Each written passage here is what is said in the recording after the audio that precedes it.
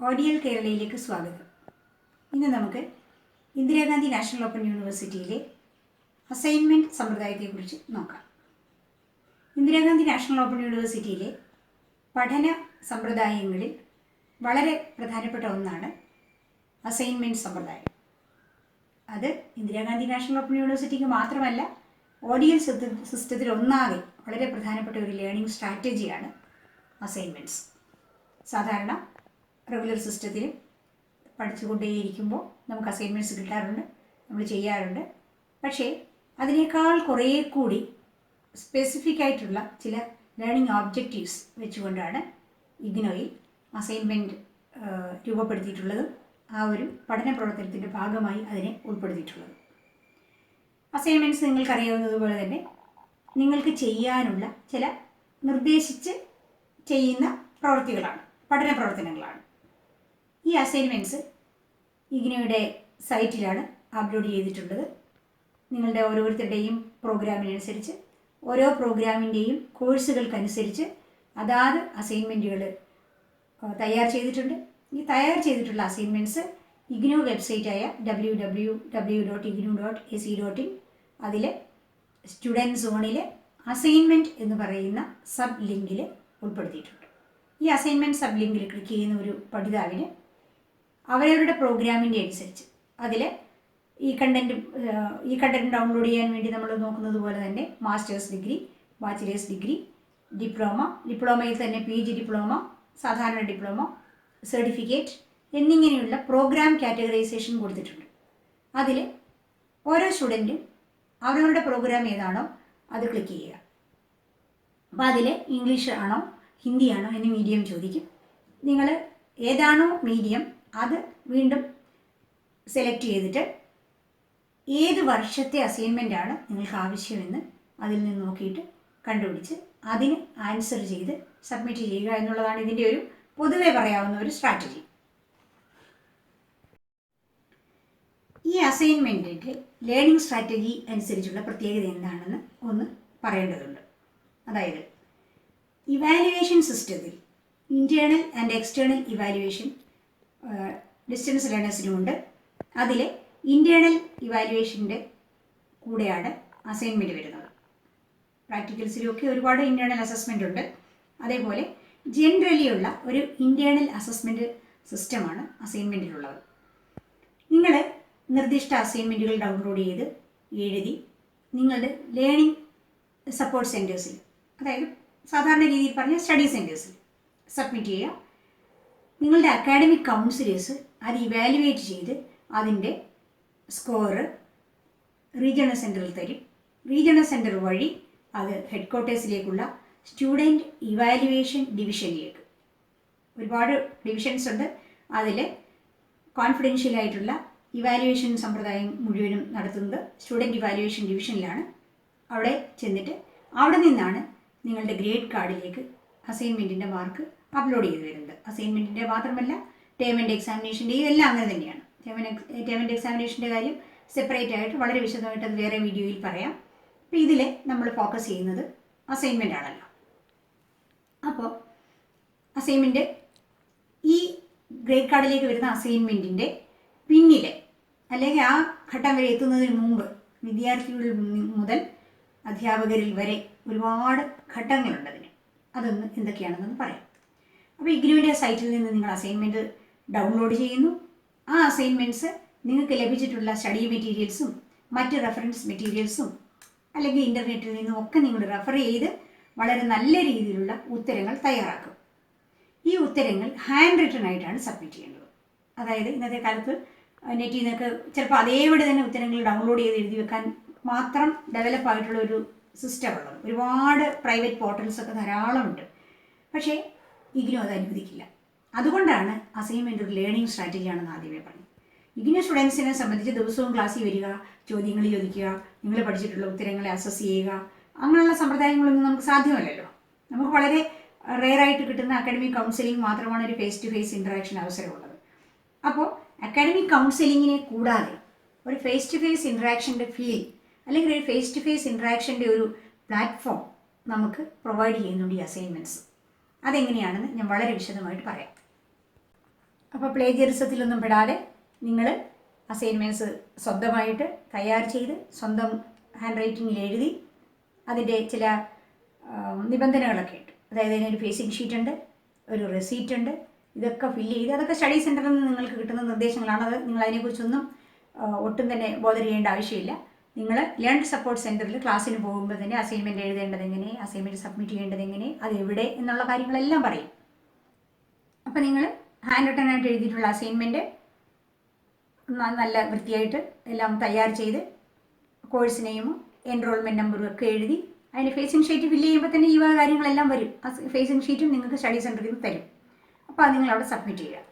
Submit ചെയ്ത് കഴിയുമ്പോൾ അത് കൺസേൺഡ് അക്കാഡമിക് കൗൺസിലർ, അതാത് കോഴ്സിൻ്റെ കൺസേൺഡ് അക്കാഡമിക് കൗൺസിലറിൻ്റെ കയ്യിലേക്ക് അത് ഇവാലുവേഷന് വേണ്ടി പോകും.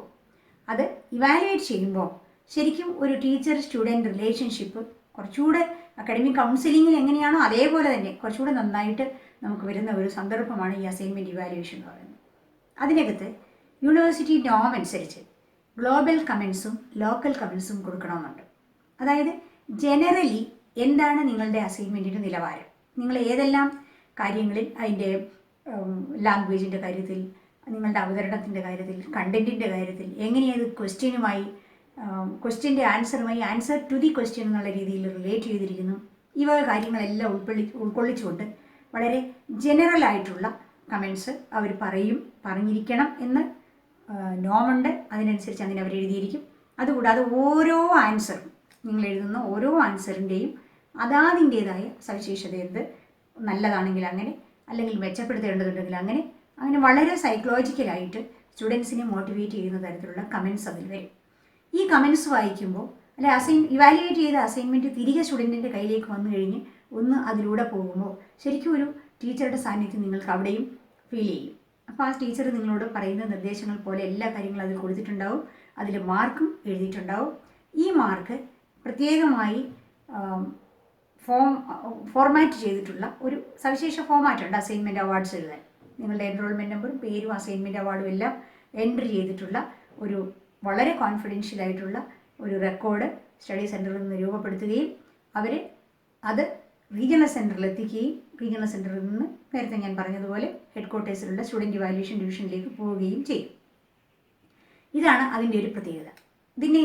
ഇതിൻ്റെ വേറെ വലിയൊരു ഇമ്പോർട്ടൻസ് എന്ന് പറയുന്നത്, ഇപ്പോൾ നിങ്ങൾക്ക് ഓരോ പേപ്പറിനും ഓരോ കോഴ്സിനും വെച്ചിട്ടുള്ള മാർക്സ് അതിൻ്റെ 25 to 30% ഓഫ് വെയിറ്റേജ് നിങ്ങൾ എഴുതുന്ന അസൈൻമെൻറ്റിൽ നിന്നാണ്. അപ്പോൾ ഇൻറ്റേർണൽ അസസ്മെൻ്റ് ആണ് എന്ന് വെച്ചാൽ നിങ്ങൾക്ക് കൂടുതൽ സമയം കിട്ടും, കൂടുതൽ റെഫർ ചെയ്ത് നന്നായിട്ട് നിങ്ങൾക്ക് എഴുതാം, മാക്സിമം മാർക്ക് സ്കോർ ചെയ്യാൻ പറ്റും.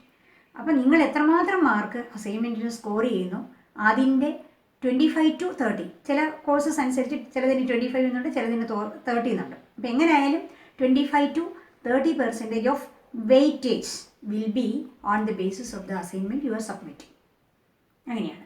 പിന്നെ നിങ്ങൾ എഴുതുന്ന പരീക്ഷയുടെ ഫൈനൽ പരീക്ഷയുടെ ടേം ആൻഡ് എക്സാമിനേഷൻ വർഷം തോറും നടക്കുന്ന പരീക്ഷയുണ്ട്. ആ പരീക്ഷയുടെ മാർക്കിൻ്റെ 70% കൂടാണ് എടുക്കുന്നത്. ഇത് 25 ആണെങ്കിൽ അത് 75, ഇത് 30 ആണെങ്കിൽ അത് 70. അപ്പോൾ അങ്ങനെ ആ 30 + 70 അല്ലെങ്കിൽ 25 + 75 ഇതെടുത്തിട്ടാണ് വെയിറ്റേജ് വന്ന് ഫൈനൽ ഗ്രേഡ് വന്നിട്ട് നിങ്ങൾക്ക് ഫൈനൽ മാർക്ക് വരുന്നത്.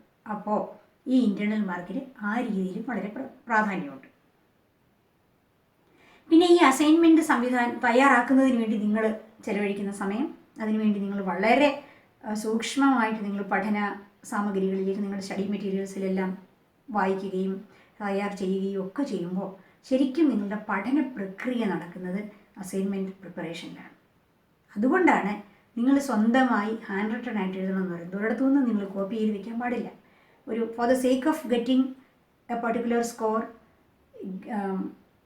ഇൻസിസ്റ്റഡ് ഫോർ അസൈൻമെൻറ്റ് എന്നുള്ളതല്ല അതിൻ്റെ ഒരു എന്ന് വെച്ചാൽ അസൈൻമെൻറ്റിന് എഴുതി എന്തെങ്കിലും ഒരു മാർക്ക് കിട്ടുക അല്ലെങ്കിൽ ആ ഒരു ചടങ്ങ് അങ്ങോട്ട് നിർവഹിക്കുക അങ്ങനെയല്ല.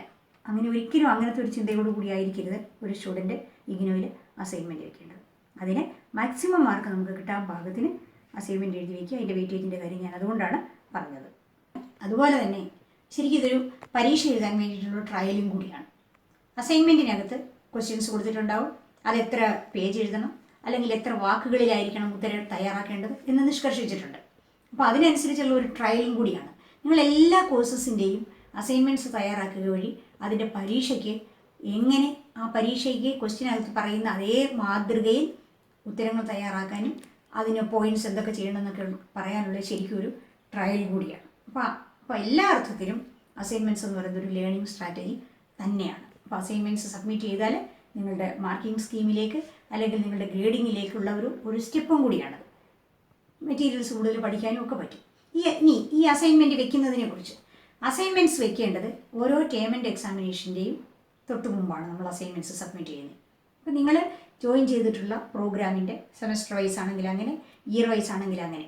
സെമസ്റ്റർ ആണെങ്കിൽ ആ സെമസ്റ്റർ എക്സാമിൻ്റെ തൊട്ട് മുന്നേ ഉള്ള ഒരു 2 മാസം മുന്നേ ഉള്ള ഒരു സമയം ആയിരിക്കും യൂണിവേഴ്സിറ്റി എപ്പോഴും പറയുന്നത്. ഇപ്പോൾ ഫോർ എക്സാമ്പിൾ ഇഗ്നോയിലെ അഡ്മിഷൻ 2 സെഷനിലാണ്, ജൂലൈ സെഷനിലും ജാനുവരി സെഷനിലും. ജൂലൈ സെഷനിൽ അഡ്മിഷൻ എടുത്തിട്ടുള്ള ഒരു ലേണർ ഒരു ഇയർ വൈസ് കോഴ്സിനാണ്, പ്രോഗ്രാമിനാണ് ആൾ ചേർന്നിട്ടുള്ളതെങ്കിൽ നെക്സ്റ്റ് ജൂൺ മാസത്തിലായിരിക്കുമല്ലോ എക്സാമിനേഷൻ. അപ്പോൾ ആ ജൂണിന് മുമ്പായിട്ട് മാർച്ച് മാസം 30-ാം തീയതി ആകുമ്പോഴത്തേക്ക് അവർ അസൈൻമെൻറ്റ് വെച്ചിരിക്കണം. മാർച്ച് മാസം ലാസ്റ്റിൽ അസൈൻമെൻറ്റ് സബ്മിറ്റ് ചെയ്തിരിക്കണം. പിന്നെ ആ ഏപ്രിൽ മെയ് സമയം എന്ന് പറയുന്നത് അതിൻ്റെ ഒരു ഇവാലുവേഷൻ്റെ സമയമാണ്. അത് റീജിയണൽ സെൻറ്ററിലും സ്റ്റഡി സെൻറ്ററിലും ഒക്കെ നടക്കുന്ന പ്രവർത്തനമാണ്. അപ്പോൾ സ്റ്റുഡൻസ് മാർച്ച് 30-ന് മുമ്പ് വയ്ക്കുക. അതേപോലെ തന്നെ അവർ സെമസ്റ്റർ സ്റ്റുഡൻ്റ് ആണെന്നുണ്ടെങ്കിൽ സെപ്റ്റംബർ മാസത്തിൽ വെക്കേണ്ടി, ജൂലൈയിൽ ചേരുന്ന സ്റ്റുഡൻറ്റിന് സെപ്റ്റംബർ മാസത്തിൽ തന്നെ അഡ്മിഷൻ അസൈൻമെൻറ്റ് വെക്കേണ്ടി വരും. കാരണം അവർക്ക് ആ സെമസ്റ്റർ കോഴ്സസിൻ്റെ പരീക്ഷ ഡിസംബറിലായിരിക്കും. അപ്പോൾ ജൂലൈ ജാനുവരി സെഷനുകളിൽ അഡ്മിഷൻ ഉള്ളതുപോലെ തന്നെ ജൂൺ ഡിസംബർ മാസങ്ങളിൽ പരീക്ഷയുമുണ്ട്. അപ്പോൾ ഡിസംബറിലെ പരീക്ഷയ്ക്ക് വേണ്ടിയിട്ടാണെങ്കിൽ സെപ്റ്റംബർ മാസം 30 ആകുമ്പോഴത്തേക്ക് അസൈൻമെൻറ്റ് വയ്ക്കുക. ജൂണിലെ പരീക്ഷയ്ക്കാണെങ്കിൽ മാർച്ച് 30 ആകുമ്പോഴത്തേക്ക് അസൈൻമെൻറ്റ് വയ്ക്കുക. അത് സെമസ്റ്റർ ആയാലും ഇയർ ആയാലും നമ്മൾ അപ്ലൈ ചെയ്യുന്ന എക്സാമിനേഷൻ്റേതിനനുസരിച്ച് വേണം അസൈൻമെൻറ്റ് വയ്ക്കാൻ. ഇനി നിങ്ങൾ അസൈൻമെൻറ്റ് വയ്ക്കുന്നതിന് ഡൗൺലോഡ് ചെയ്യുന്നതിനെ കുറിച്ച് ഞാൻ പറഞ്ഞു. നിങ്ങൾ ഈ അസൈൻമെൻറ്റ് ഡൗൺലോഡ് ചെയ്യാൻ പോർട്ടലിൽ കയറുമ്പോൾ, വെബ്സൈറ്റിൽ കയറുമ്പോൾ കുറേ വർഷത്തെ അസൈൻമെൻറ്റ്സ് അവിടെ കിടക്കുന്നേ കാണും. ഇപ്പോൾ ഇഗ്നോയിൽ മിനിമം മാക്സിമം പീരിയഡ് ഉണ്ട് ലേണിങ്ങിന്.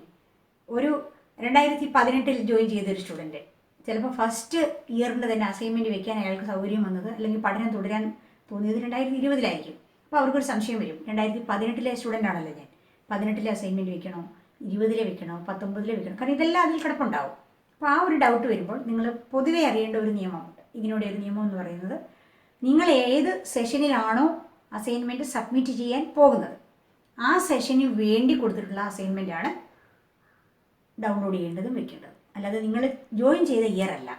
അവിടെ ജോയിൻ ചെയ്ത ഇയർ എന്ന് പറയുന്നത് ചിലപ്പോൾ ഈ മിനിമം മാക്സിമം പീരിയഡ് അലൗ ചെയ്തിട്ടുള്ളത് കൊണ്ട് കറക്റ്റ് ആ സമയത്തായിരിക്കണം നമ്മൾ ചെയ്തു തീരുന്നതെന്നൊന്നുമില്ല.